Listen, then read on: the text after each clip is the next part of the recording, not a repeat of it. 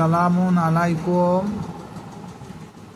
আজ 11ই রবিউল আওয়াল বাদ মাগরিব 12ই রবিউল আওয়াল উদযাপিত হবে। প্রকৃতপক্ষে যেনারা রসুল প্রেমিক, হোসেন প্রেমিক, আলে সুন্নতের অধিকারী, আশা করি তেনারাই এই দিনটা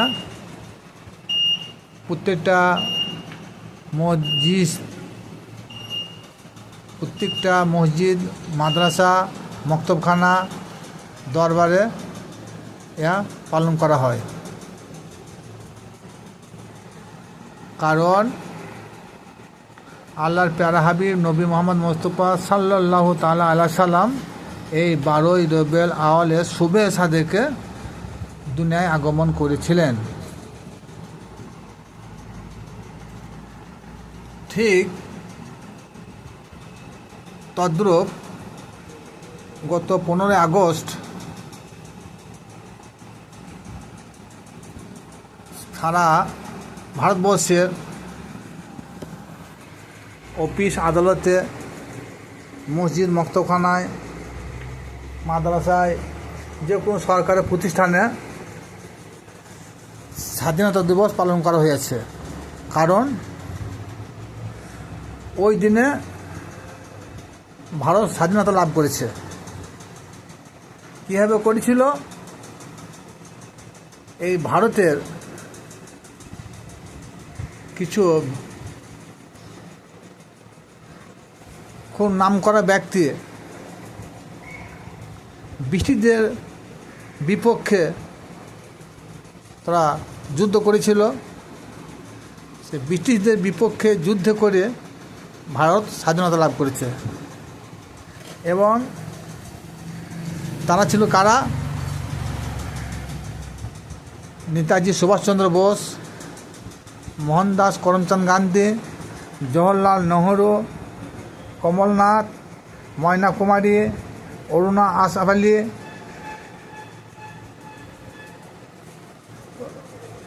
অনেকে আছেন।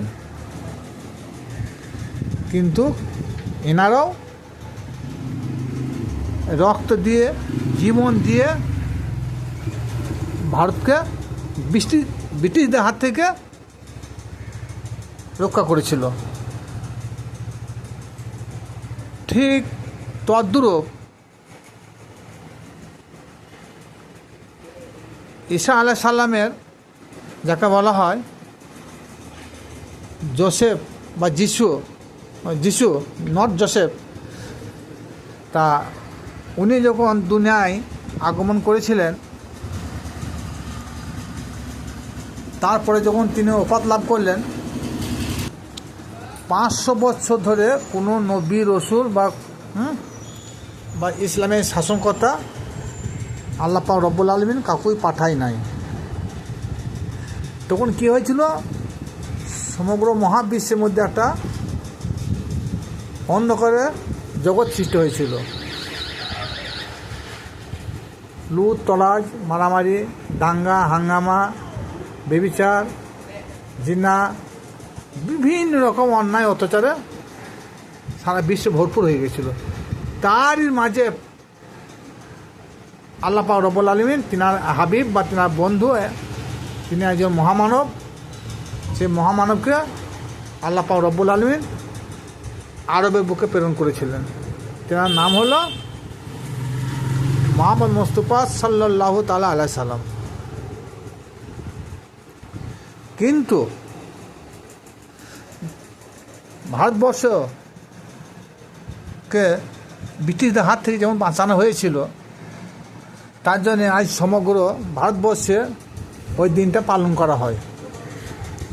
বেশক এটা কোনো দলিল খোঁজার প্রয়োজন নাই। ওই দিনটা সকলের আমাদের পালন করা কর্তব্য, আর পালন করে আসছি এবং কিয়ামত দিবস পর্যন্ত আমরা পালন করব এবং আমাদের ছেলেরাও পালন করবে একদিন। এতে কোনো হিংসা বিদ্বেষ কোনো ব্যাপার নয়, কোনো দলিল খোঁজার কোনো ব্যাপারই নয়। কিন্তু যেটা বলতে চাইছি, সমগ্র ভারতবর্ষের মতো ওই রকম 200-র উপর দেশ আছে, সে সারা বিশ্ব স্বাধীন করেছিল একদিন, যিনি একজন মহামানব রূপে আল্লাহর পক্ষ থেকে মক্কা মদিনার জমিনে প্রেরিত হয়েছিল। তিনি হলেন নবী মোহাম্মদ মুস্তাফা সাল্লাল্লাহু তাআলা আলাইহি সাল্লাম। কোন তারিখে? এই 12ই রবিউল আওয়াল শবে সাদেকের সময়। তিনি 63টা বছর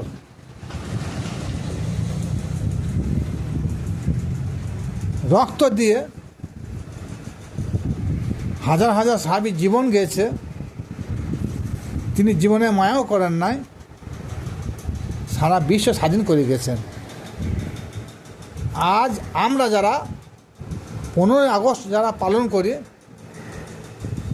কিছু ওইরকম মহান ব্যক্তি তারাও রক্ত দিয়েছে, জীবন দিয়েছে,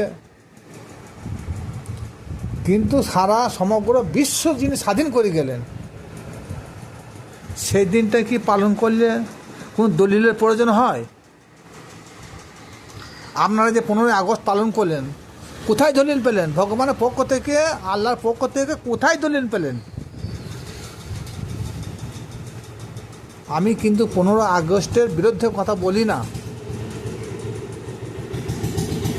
বলা বাহাল্য এইটাই, যেরকম আমরা 15ই আগস্ট পালন করি, তদ্রূপ সারা বিশ্ব যিনি স্বাধীন করে গেছেন, সেই দিনটাকে আমাদের পালন করা কর্তব্য নয়? কিন্তু এক সম্প্রদায়ের মোল্লা মুন্সি আছে, দলিল খোঁজ করে সনদ চাই, কিন্তু সেই লোকগুলো দেখুন, সেই লোকগুলো যারা 12ই রবিউল আওয়াল মানাইতে চায় না, দলিল খোঁজে, সনদ খোঁজে, যারা শিরক বিদআত বলে যারা ঘোষণা করছে, সেই লোকগুলো দেখুন তাদের মাদ্রাসায়, তাদের মসজিদে, তাদের মক্তবখানায়, তাদের বাড়িতে, তাদের মোটরসাইকেলে আজ 15 আগস্ট স্বাধীনতা দিবসের উপলক্ষে পতাকা লাগানো রয়েছে, এবং ওই দিনটা সকলেই পালন করেছে। কিন্তু আজ 12ই রবিউল আওয়াল সেই লোকগুলা পালন করতে অনীহা প্রকাশ করছে। প্রকৃতপক্ষে ওরাই কিন্তু গুস্তাকি রসুল, ওরাই হলো এজিদের বাহিনী, উমাইয়া রাজবংশের মদতদাতা আলেম। আজ 15ই আগস্ট সেখানে শিরক বিদআত হলো না, আজ 12ই রবিউল আওয়াল সারা বিশ্বকে যিনি স্বাধীন করে গিয়েছেন, হ্যাঁ, তা তেনার আগমনের দিনটা পালন করলে কী করে শিরক বিদআত হয়, আর কিসের দলিলের প্রয়োজন হয়? তাই সূরা বাকারা 57 নম্বর আয়াতে মুসা নবী কমরা মুসা নবীকে বলেছিল, তোমাকে নবী বলে মেনে নেব, তুমি যে আল্লাহর নবী, আমাদেরকে কিছু মর্যাদা দেখাইতে হবে। সে মর্যাদা কি? যে জান্নাত থেকে 1 প্লেট মান্না সালুয়া জান্নাতি খাবার আমাদেরকে উপহার দিতে হবে। খুব সংক্ষিপ্ত বলছি। তাই মুসা নবী সেই দিনে আল্লাহর কাছে দোয়া করলেন, আল্লাহ পাক রব্বুল আলামিন দোয়া কবুল করলেন, জান্নাত থেকে মান্না ও সালুয়া জান্নাতের খাবার 1 প্লেট হাজির হলো, তাদেরকে উপহার দেওয়া হলো। তারা কি বলেছিল সেদিন? তারা খুশি হয়েছিল, মুসা নবীকে নবী বলে মেনে নিয়েছিল, এবং কি বলেছিল? ইহা জান্নাতের খাবার, এটা একটা আল্লাহর পক্ষ থেকে বড় নিয়ামত, এটা আগামী পরবর্তী ও পূর্ববর্তীদের জন্যে এটাকে ঈদ উদযাপিত দিন বলে ঘোষণা করা হলো। তাহলে আসমান থেকে মান্না সালুয়া এক প্রকার জান্নাতি খাবার, সেটা যদি ঈদ বলে উদযাপিত হয় প্রতি বছর, এটা কোরআনের আয়াত। সূরা তহার 80 নম্বর আয়াত আছে, সূরা বাকারা 57 নম্বর আয়াত আছে। আমরা কোরআন খুললে বুঝতে পারবেন। তাহলে যাকে তৈরি বা সৃষ্টি না করলে জান্নাত তৈরি করতো না, মান্না সালওয়াকে তৈরি করতো না, ঈসা নবীকে তৈরি করতো না, চন্দ্র সূর্য গ্রহ নক্ষত্র এককালীন A to Z পর্যন্ত কিছুই আল্লাহ পাক রব্বুল আলামিন তিনি তৈরি করতেন না। তো সেই নবী যখন 12ই রবিউল আউয়াল শুবে সাদেকে মক্কা জমিনে মা আমিনার গৃহে তিনার উদর হতে আগমন করলেন, সেই দিনটা কি আমাদের খুশির দিন নয়? আর জান্নাত থেকে এক প্লেট খাবার এলো, সেইটা খুশি মানানো যায় আছে। আর যাকে সৃষ্টি না করলে ও মান্না সাল্লাকে তৈরি করতো না আল্লাহ, ভাবতে বড়ই অবাক লাগে। তিনার আগমনের দিন চন্দ্র সূর্য গ্রহ নক্ষত্র সকলে খুশিতে আত্মহারা হয়েছিল এবং কি তারা সিদ্ধায় মাথা লুটিয়ে দিয়েছিল। স্বয়ং আমরা যে কাবাকে অনুসরণ করি, ইবাদত করি, সেই কাবাও সেদিনে সে মহানবীর আগমনের সময় তিনি সিদ্ধায় লুটিয়ে পড়েছিল। আর সারা বিশ্বের জগৎ বিখ্যাত কাফের কে জানেন? আবু জেহেল। সে আবু জেহেল সেই নবীর আগমনের দিনে তিনি খুশি মানিয়েছিল এবং তিনি এত খুশি হয়েছিল সেই দিনটায় যে আপনার কাছে শৈবা বলে একজন দাসী ছিল, সেই দাসীকে তিনি মুক্তি দিয়ে দিলেন। সেই দাসীকে তিনি মুক্তি দিলেন।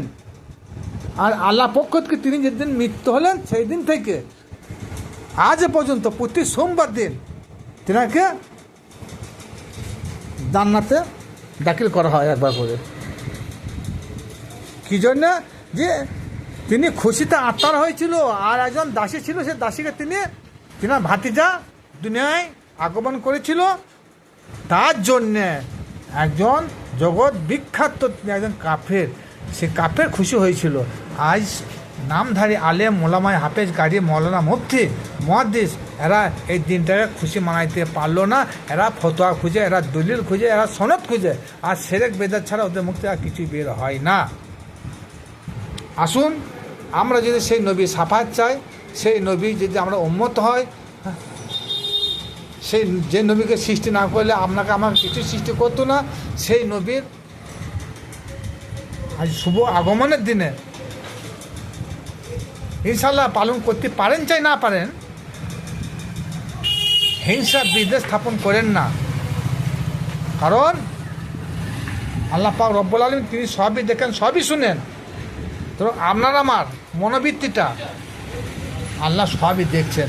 যে নবী নামে, যে হাবিবের নামে আল্লাহ পাক রব্বুল আলামিন অজস্র হামেশায় লাগাতার দুনিয়ার সৃষ্টি থেকে কিয়ামত তক তিনি প্রশংসা করছেন। আর আমরা সারা বছর প্রশংসা না করতে পারলেও, প্রতিদিন প্রশংসা না করতে পারলেও, একটা দিন খুশির আগমনের দিন 12 রবিউল আউয়াল, সেই দিনটা আমরা খুশি মানাইতে পারবো না, কিনা প্রশংসা করতে পারবো না? নিশ্চয়ই যদি আমরা উম্মতে মুহাম্মদী হয় তার নিশ্চয়ই আমরা খুশি মানাইতে পারবো। এতে সেরেক বেদাত দিতে হয় তবু আচ্ছা, সেরেক বেদাত করার পর 12ই রবিউল আউয়াল পালন করার মাধ্যমে যদি আমাদের শিরিক বা বিদাত হয়, যদি আমরা জাহান্নামে যাই নবীর 12ই রবিউল আউয়াল পালন করার জন্য, তাতে আমরা মাথা পেতে বুক পেতে মেনে নেব। ইনশাআল্লাহ আমরা 12ই রবিউল আউয়াল পালন করে আসবো।